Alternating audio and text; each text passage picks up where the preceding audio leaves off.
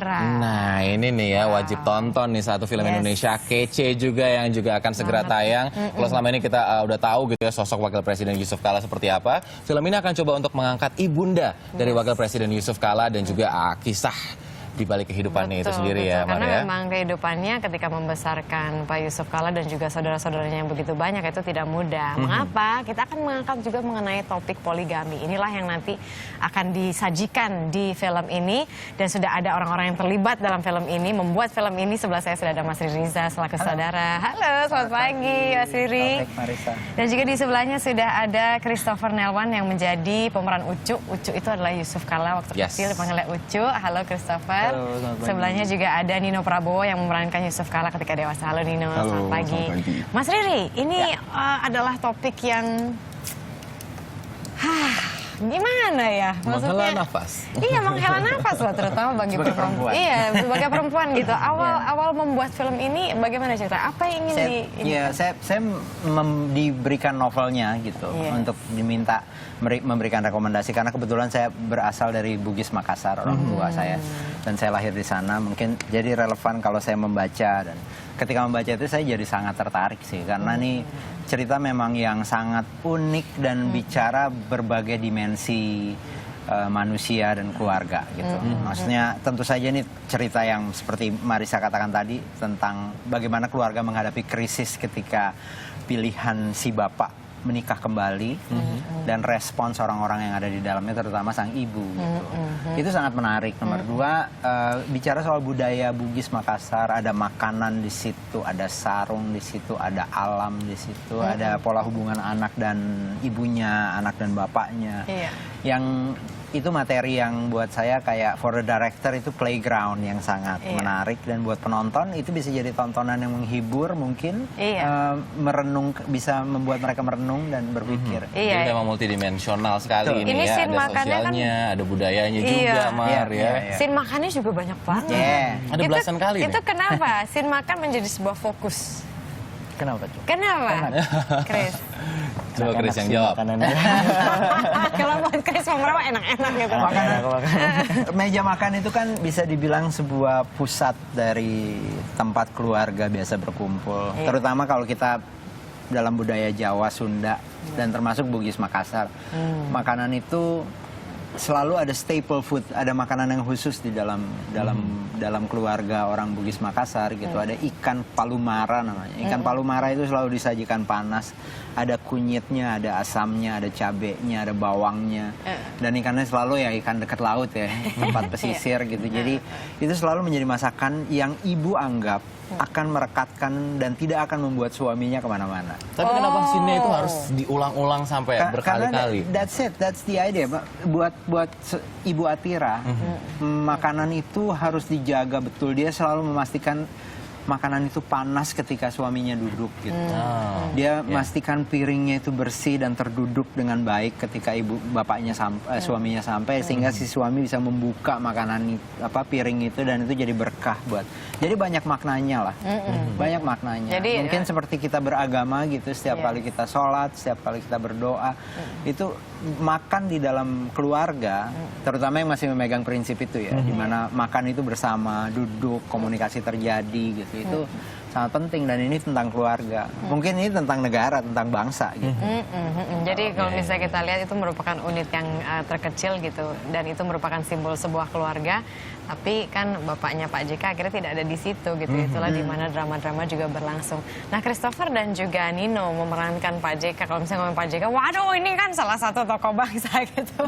Berarti mainnya juga nggak boleh sembarangan. Proses pendalaman karakternya seperti apa untuk mendalami JK kecil ya, bukan JK sekarang? Kalau Chris berarti ini JK kecil. Remaja. Kalau Nino JK dewasa ya. Oke. Aku pokoknya sebelum syuting kan ada beberapa kayak 1-2 bulan itu proses reading, dan aku banyak banget ngobrol sama Om Riri, ngobrol sama Tante Mira, dan juga ada acting coach. Aku juga maksudnya untuk film ini ada Mas Yayu Unru. Kita juga banyak untuk dialek dan sebagainya. Maksudnya kita banyak banget ngobrol dan diskusi. Terus apa namanya? Esensi Pak JK itu apa menurut? Maksudnya kan ya namanya anak ya, melihat ibunya itu dimadu gitu kan. pendalaman karakternya seperti apa untuk mendapatkan emosi itu yang banyak sekali layernya pasti? Gimana ya, kalau aku lihat itu karakter Ucu di film Atira itu lebih ke observant.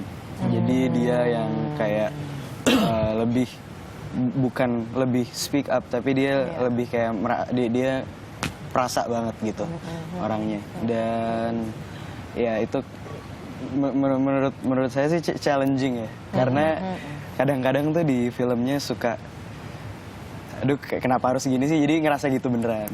Tapi sometimes Bagus dong. and it's a good problem actually. It is. Dan I'm happy for that. Tapi keterlibatan Pak JK sendiri dalam membangun karakter kalian tuh seperti apa sih? Apakah memang beliau juga turun langsung untuk mengarahkan, nggak nih karakternya harusnya nggak kayak gini nih gitu, atau kurang begini nih gitu? Oke, waktu itu Pak JK cuma 1 kali main ke lokasi, dan kita juga cuman chit-chat sebentar aja, karena waktu itu aku juga nggak berani ngomong apa-apa pas ada Pak JK ya. Speechless banget. Dan iya sih, paling waktu itu cuman ketemu 1 kali aja. Iya. Jadi dia tidak terlalu banyak untuk mengarahkan, dia trust penuh kepada tim dari Atira ini. Kalau Nino apa drama yang dihadapi oleh JK ketika JK dewasa? Ketika dia dewasa, ya pastinya sudah lebih stabil daripada remaja. Terus dia sudah bisa berdamai dengan apa yang terjadi di dalam kehidupannya dia, dalam keluarganya, dalam kisah percintaan pribadinya. Kalau untuk mendalaminya, yang pasti baca bukunya, baca skenarionya, ngikutin juga dialog dari Ucu remajanya, jadi tahu gimana jembatan si emosinya itu antara si remaja sama dewasanya. Kalau kedekatan dengan ibu, kebetulan juga beberapa keluarga besar juga pernah ada pengalaman itu. Jadi mungkin saya bisa menaruh gimana rasanya kalau ada di posisi itu. Kemudian dari pengalaman dengan ibu juga, saya juga punya kedekatan dengan ibu saya, jadi dan Mas Riri juga membebaskan kita untuk menciptakan karakter apa yang mau kamu bawa di sini. That's great. Ini kalau misalnya bicara mengenai poligami, ini memang sesuatu yang tidak banyak dibicarakan, tapi sebenarnya dalam prakteknya di Indonesia tuh banyak terjadi. Gitu. Ada budaya di situ yang masuk, kemudian ada juga beberapa kepercayaan yang memperbolehkan itu, begitu kan. Nah, kalau misalnya bicara mengenai poligami, kan ini memang tokoh utamanya Atira, seorang perempuan. Tapi Mas Riri secara spesifik bilang, ini bukan film cengeng.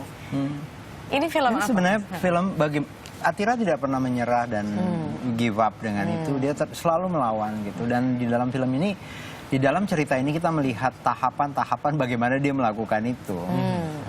Sampai akhir pun dia tidak pernah menerima gitu. Dia tidak pernah menerima yang namanya poligami, dan film ini sebenarnya punya pernyataan yang cukup keras bahwa don't do that. Maksudnya itu tidak sesederhana kita mampu kemudian kita bisa banyak hal yang banyak layer yang lebih kompleks. Tapi tentu saja ya, ini setting di mana semua terjadi tahun 50-60-an, di mana di dalam budaya tertentu, mungkin bukan hanya Bugis Makassar, banyak yang melakukan, banyak yang mempraktekkan. Jadi ketika kita berada di dalam strata sosial tertentu, itu kemudian menjadi sesuatu yang ya wajar sajalah, yang namanya juga saudagar. Tapi itu dia Mas Riri ya. Itu kan tadi Mas Riri bilang settingnya tahun 50-60, tapi ya kita tahu ya mereka kenyataannya hingga saat ini juga masih terjadi. Saya rasa menarik sekali seorang negarawan, seorang pemimpin seperti Pak Yusuf Kalla merasa ini sesuatu yang pas dikeluarkan hari-hari ini gitu ya. Mulai dari novel kemudian menjadi film gitu. Beliau tidak ikut campur di dalam proses secara terlalu mendalam.